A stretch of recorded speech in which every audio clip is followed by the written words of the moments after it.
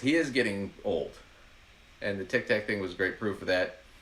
And he did this interview recently with Elon Musk after this, where they went on Twitter, now X, right? And they spoke for like an hour and a half and talked about all kinds of weird shit, and it was a bizarre interview. Um, and the whole time, Trump was slurring really bad. And I wanted to do this. Brian Tyler Cohen, I'm going to steal from him on this one because he did a great introduction to this, and I just got to let him do it. I'm just going to let Brian do it. Brian does a better job here. The fallout for Donald Trump from his Elon Musk interview continues. Aside from the actual content of that interview, perhaps the most striking part was the extent to which Trump slurred his way through the conversation. At one point, both Daffy Duck and dentures were trending on Twitter, and so obviously embarrassed, Donald Trump took to Truth Social, writing, "My conversation with Elon last night was heard by a record audience and was really something special, as Elon himself is very special, and I thank him for such a strong endorsement. Unfortunately, because of the complexity of modern-day equipment and cell phone technology, my voice was, in certain areas, somewhat different and strange. Therefore, we have put out an actual and perfect recording of the conversation. Enjoy." Ah, yes, the complexity of modern-day equipment. As you all know, when you use the complicated machinery that is an iPhone, clearly we all sound like we have lisps and are slurring. Clearly we all sound that way. Every time I take a phone call, no one can understand me because of the quote-unquote complexity of modern-day equipment. Got it. Notice too how he's so insecure that he has to couch his explanation in a compliment to himself. So that was the trend. Daffy Duck and dentures was trending because he was slurring so badly. And here is a clip of that because it's amazing. Slurred as he phoned in from Mar-a-Lago in front of a flattering painting of himself. Here's some of what Trump had to say. I know Putin very well. I got along with him very well. He respected me, and it's just one of those things. And we would talk a lot about Ukraine. It was the apple of his eye. But I said, don't ever do it. Don't ever do it. You can't do it, Vladimir. You do it, it's going to be a bad day. You cannot do it. And I told him things that what I do, and he said, no way. And I said, way. Right now it is.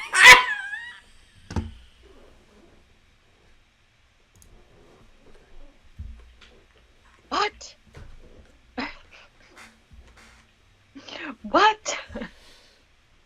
I was saying, because I'm just a tough guy. I was saying, Putin, you can't do that. It's not a good thing. And he's like, no way. And I said, no way.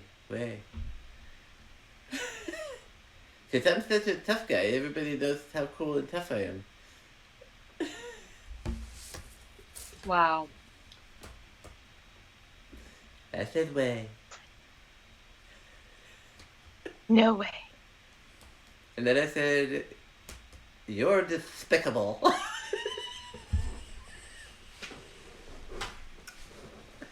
Well, suffering's Suffering succotash. Oh my gosh. Okay. Not to be too mean to Biden, because Biden has that stutter and he sometimes stutters over and chooses words. But had he still been in the race, and all this is going on with Trump, because Trump is starting to sound like this now all the time, a little bit, and it would have been like Porky Pig and Daffy Duck running for president. It would have been. She'd have had Biden stand, bleep, and then you'd have Trump. I think he doesn't know what he's saying. So I said, "Way." Well, we now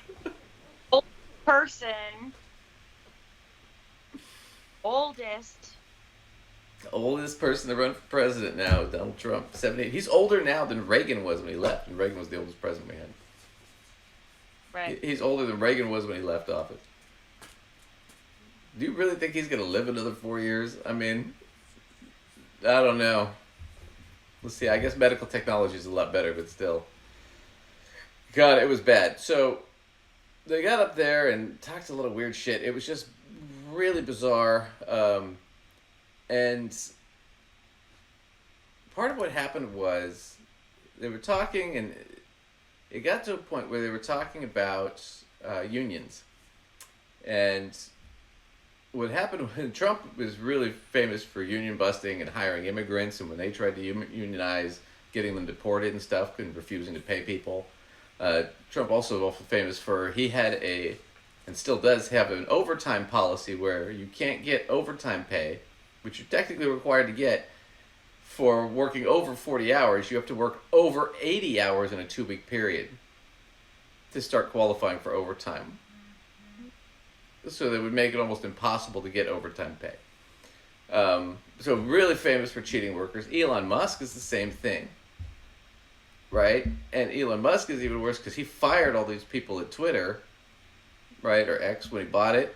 And so he's on a skeleton crew, so I'm not shocked that they were having technical problems and issues beforehand. But the other thing about it was Musk, when he did that, they were trying to unionize and he fired him. And so Trump and him were talking and they were bragging about being able to can people when they were trying to unionize. So we'll get into that here in a second because this got a little interesting. Let me move to this clip. I'll let them introduce it and I'll explain. Everything from education to immigration and so on. It also marked a return to the social media platform for Trump, whose account remained quiet for over a year, but now seems back in action. To talk more about their conversation, we're joined now by Brett Samuels, White House reporter for The Hill. So Brett, Elon Musk interviewed former President Trump on his platform X, formerly known as Twitter, and Trump did attack Vice President Harris, but he stayed away from some of the recent rhetoric around her race. Listen to this. Our country is becoming a very dangerous place, and she is a radical left San Francisco liberal, and now she's trying to protect. Now she's looking like she wants to be more Trump than Trump, if that's possible. I don't think it's possible, but she wants to be more Trump than Trump. Yeah. So what he's talking about, I just wanted to play that little clip real quick before we go to the next one. He's talking about the fact that recently he said he wants to do no taxes on tips. Right?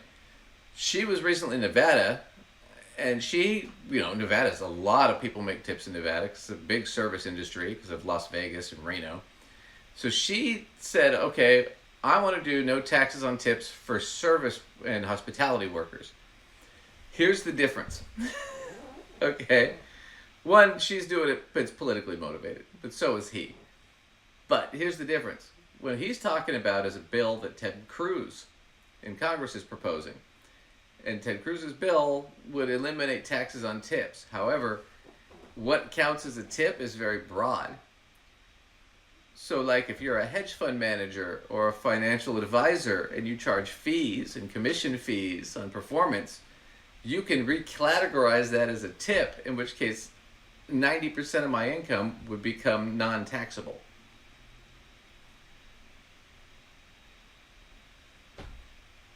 And in fact, for service workers, most of them make under the tax line anyway, so they're not paying anything in taxes anyway, so it wouldn't help them at all. But in Nevada, that's not the case. A lot of them do make really good money on tips in Nevada. They live on their tips. So for her to say that in Nevada and promise that, it's a minor giveaway, but it's also a swing state she needs to win. So she's doing it calculated, but she's not promising to do a tax cut for the wealthy, which is what Trump is trying to do and trying to make it sound like he's doing it for the working class, but he's not. So that's what that was about. So it goes into this whole thing about him saying he's a working class guy, but then they're talking about unions, and I want to get into that portion. So the whole deal with where is it? Here it is. So, let me jump into this. So, what happened was they basically got up there and they said, look, Trump complimented Elon Musk for firing people that tried to unionize, which is illegal.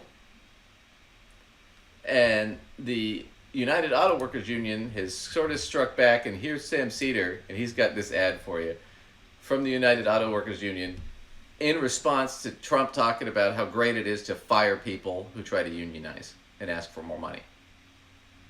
And him and Musk were like laughing about it on Twitter in front of millions of people in public. It's just amazing. But here's the UAW's response. And Sam Seder's going to introduce it. And of course, this moment brought to you by Elon Musk. I mean, I look at what you do. You walk in and you just say, you want to quit? They go on strike. I won't mention the name of the company, but they go on strike and you say, that's okay, you're all gone. You're all gone. So every one of you is gone. He's for the billionaires, not for you. UAW. So that was him admitting to firing workers, and Musk admitting to firing workers because they wanted to strike or unionize. That's not legal in the United States. So they so the United Auto Workers Union, who's endorsing Kamala Harris, put out that ad, and they also filed complaints and lawsuits against Trump and Musk for violating workers' rights.